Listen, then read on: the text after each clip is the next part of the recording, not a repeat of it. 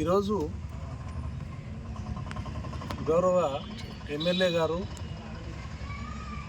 వారి గ్రూప్లో YSR Congress official media గ్రూప్లో వాళ్ళు పెట్టిన పోస్టింగ్ను చూస్తే మా ప్రాంతం మహిళలందరూ కూడా నెత్తి నోరు బాదుకుంటున్న పరిస్థితి వచ్చింది.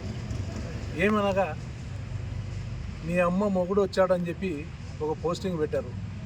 మరి being a responsible person, Nandyal constituency ఎమ్మెల్యేవి, నీకు ఓట్లు వేసి గెలిపించిన ప్రజలకు నువ్వు ఇచ్చే మర్యాద ఇదేనా?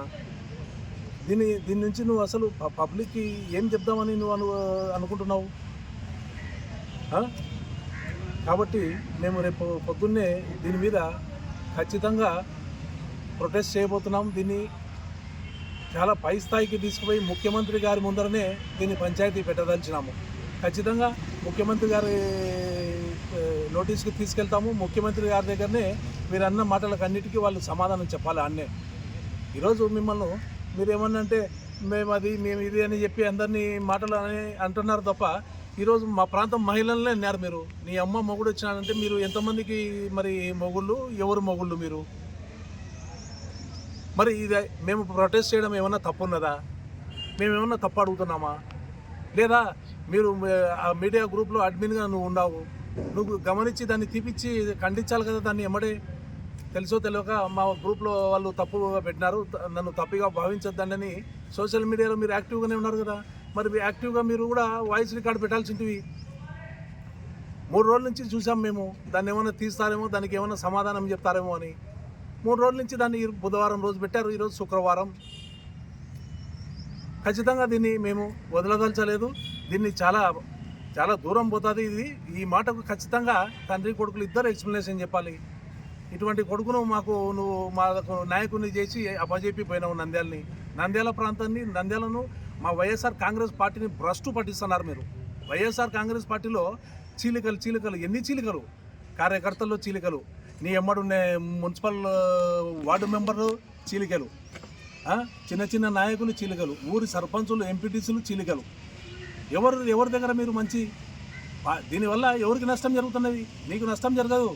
నీకు ఏమన్నంటే మాకు 1000 కోట్లు ఉన్నాయి, మేము ఎవరైనా కొంటాం, ఏదైనా చేస్తాం, ఏ పార్టీలోకైనా పోయి మేము టికెట్ తెచ్చుకోగలుగుతామని నువ్వు పక్కన అంతా మాట్లాడుతున్నావు.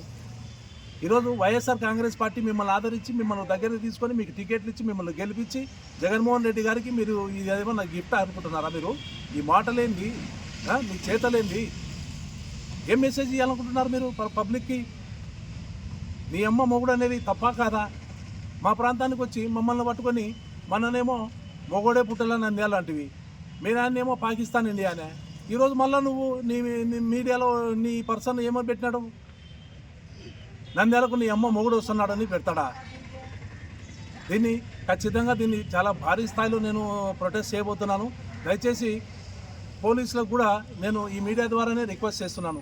మీరందరూ కూడా నాకు సపోర్ట్ చేసి ఈ ప్రొటెస్ట్కు ఖచ్చితంగా మీరు ఏదైనా యాక్షన్ తీసుకోండి. అందరికీ బాధ్యత ఉన్నది కదా. ఒక బాధ్యత గల పోస్టులో ఆయన ఉండి ఎమ్మెల్యేగా ఈరోజు ఆయన మాట్లాడే ప్రతి ఒక్కటి చెల్లుతుంది అనేది మీరు ఎందుకు దాన్ని ఆపుతలేరు? పోలీసులు ఆపండి. నాలాంటోడు ముందరకు వచ్చి గలం ఇప్పి నేను ప్రజల తరపున నిలబడి కొట్లాడాలనుకున్న నన్ను ఆపాలని ట్రై చేస్తున్నారు తప్ప వాళ్ళని కనీసం పిలిచి దండిస్తలేరు. మీరు దాన్ని క్వశ్చన్ చేస్తలేరు. కాబట్టి దీన్ని రేపు జరగబోయే కార్యక్రమాన్ని మహిళలందరూ కూడా నాకు తోడుగా వచ్చి ఈ కార్యక్రమాన్ని విజయవంతం చేయాల్సిందిగా కోరుకుంటున్నాను. Thank you.